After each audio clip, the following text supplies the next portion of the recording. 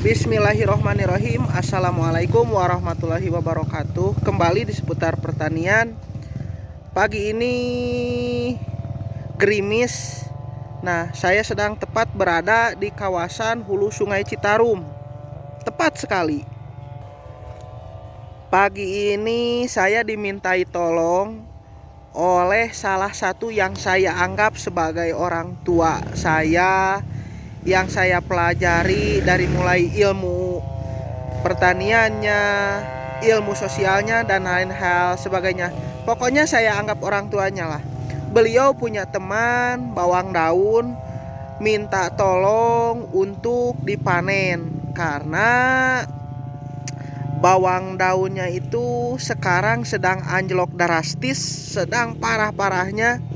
Boleh katakanlah sekarang itu tidak laku. Nah, oleh karena itu beliau minta direkomendasikan pada tengkulak yang pertama bertanggung jawab dari segi aturan, keuangan, dan lain hal sebagainya. Seperti yang saya katakan tadi, saya tepat di hulu Sungai Citarum. Nah, di depan saya itu ada pohon pinus, kayu putih, dan sebagainya. Ada bangunan juga, sebuah gudang. Itu adalah mata air atau sumber mata air yang kita kenal dengan hulu Sungai Citarum atau istilahnya Cisanti. Nah, di sana. Di atasnya yang tertutupi kabut itu Gunung Wayang. Gunung Wayang. Nah, kalau jalan kaki mungkin 10 sampai 15 menit nyampe. Kalau naik motor 2 menit juga sudah sampai ke hulu Sungai Citarum. Itu mengapa saya selalu menempatkan lokasi sebagai hulu Sungai Citarum. Nah, ini bawang daun yang kita panen hari ini. Nah, ini dia. Nah, di sini saya ingin menunjukkan satu hal. Ini bukan tentang bawang daun, bukan juga tentang seberapa bagus bawang daun, bukan juga tentang segi perawatan bawang daun yang akan kita panen atau kita budayakan. Ini tentang ego. Ego. Saya mengerti. Saya merasakan tentang jerih payah merawat, membesarkan, memelihara, dan lain hal sebagainya tentang budidaya bawang daun atau bawang daun yang ditanam. Mengapa saya mengatakan di awal video seperti itu? Saya tunjukkan dulu visualnya. Nah, sudah mulai rebah. Sudah mulai rebah. Ini rusak parah. Ini jika dipaksakan dan tidak akan pernah bisa untuk dipaksakan kita panen sebagai sayur. Nah, dipakai juga untuk bibit, dijual skala bibit, ini tidak akan pernah laku. Alternatifnya adalah kita biarkan nanti ketika lahan yang bawang daun yang kita bisa panen, kita panen dulu. Kita panen, kita habiskan semua. Nah, sudah mulai memikul, kita habiskan semua ke sana. Nah, kita lakukan pengolahan lahan kembali, kasih pupuk dan lain sebagainya. Nah, bibit yang tertinggalnya ini seperti ini bisa kita tanam kembali. Nah, sudah rebah. Sudah rebah. Ini rebah. Nah, ini hasil ikatannya. Sebenarnya ini bawang daun bagus. Bawang daun bagus. Ini hasil ikatan.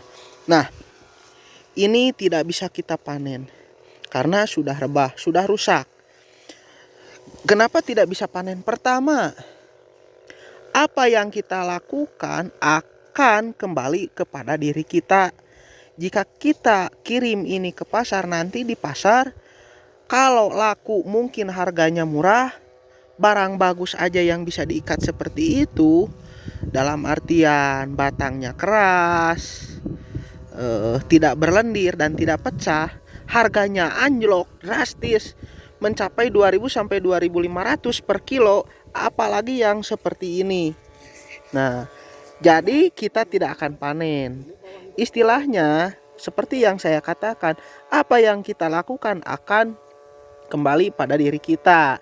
Nah, patokannya ketika kita memberi bawang daun bagus, pasti di perjalanan lancar, dijual di pasarnya lancar, keuangannya pun lancar. Seperti itulah kira-kira. Lancar. Jadi si uang dari tengkulak kepada kita yang membudidayakan itu akan lancar pula. Nah, Pak Haji, no orang-orang sedang panen. Seperti itulah kira-kira. Nah, ini faktor rebah bukan karena faktor overdosis akibat pemberian pupuk atau diberi pupuk berlebihan, tapi karena sudah lewat batas atau ambang batas masa sampai si bawang daun tersebut, atau apa nama istilahnya, melebihi masa idealnya lah.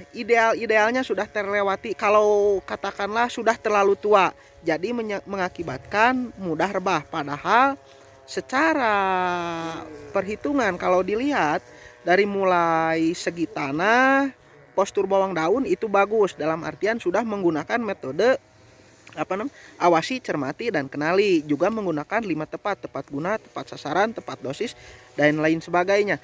Hanya saja ini kemungkinan besar pertama adalah masalah ego, yaitu tentang harga bawang daun yang anjlok drastis dan si petaninya tersebut ingin harganya cenderung netral lah. Saya juga merasakan karena saya petani. Jadi istilahnya biaya operasional yang dikeluarkan untuk pemeliharaan si bawang daun ini ingin kembali utuh, apalagi sampai ada lebihnya. Seperti itulah kurang lebih. Padahal dari segi postur ini bawang daun bagus, sangat-sangat bagus. Nah, aktivitas pemanenan sedang terjadi. Saya bantu untuk memasarkan bawang beliau. Karena seperti yang saya katakan tadi, saya dimintai tolong oleh salah satu yang telah saya anggap sebagai orang tua. Nah, untuk menyelamatkan bawang daunnya tersebut, karena untuk sekarang ini harga sedang anjlok drastis, di mana barang dan permintaan itu secara teori ekonomi sedang tidak seimbang, di mana barang banyak sementara permintaan sedikit. Nah, ini hasil yang sudah dipanen. Bagus, tinggal kita ikat dan rapihkan. Metodenya sama, menggunakan tali seperti itu aja lah. Nah, hasil dari proses pemanenan kita akan ikat dan rapihkan menjadi ikatan persegi seperti yang di sana. Nah, di sini saya mau menegaskan sesuatu. Pertama, jika harga bawang daun yang sedang amburadul seperti ini, kita harus pandai merayu dan mengiming-imingi si tengkulak untuk mau mengangkut hasil dari penanaman yang kita bawang daun atau bawang daun yang kita tanam. Kita rayu mereka, ya kalau perlu kita kasih kopi, rokok, apapun lah. Bangun pendekatan sebaik mungkin dengan para tengkulak. Itu yang pertama. Yang kedua, buang ego kalian tentang harga, di mana operasional dan pestisida naik. Kalau kita katakanlah lebih besar pasak daripada tiang. Kalau artinya lebih besar biaya pemeliharaan daripada hasil panen, itu kita kesampingkan. Karena kita itu petani, tidak punya tempat untuk mengeluh, tidak punya tempat untuk mengadu, dan lain sebagainya. Buang rasa egois kita. Yang penting barang yang kita tanam, kita pelihara dan rawat dari kecil sampai akhir itu ludes dan bisa menghidupi orang banyak. Karena sejatinya dari kita petani itu banyak sekali produsen-produsen di luar sana yang menantikan hasil dari apa yang kita budidayakan. Ini bukan punya saya. Ini kelewat batas. Seperti yang saya katakan, sudah melampaui masa ideal si bawang daunnya ini.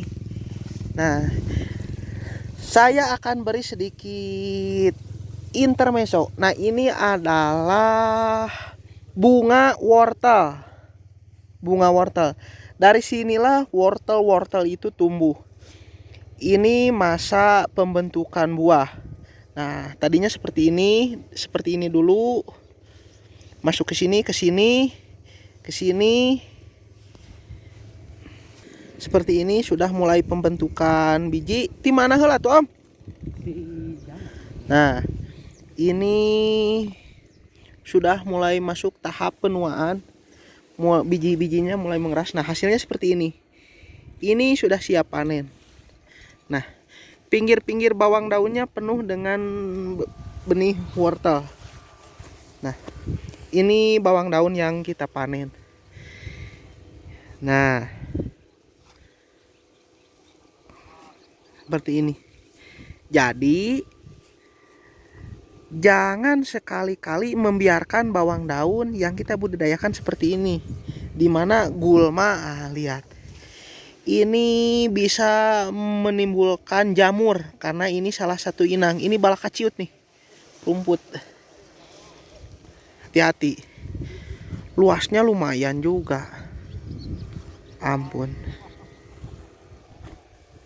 Oke, saya mau lanjut bekerja. Sampai jumpa di lain waktu dan lain video. See you next week.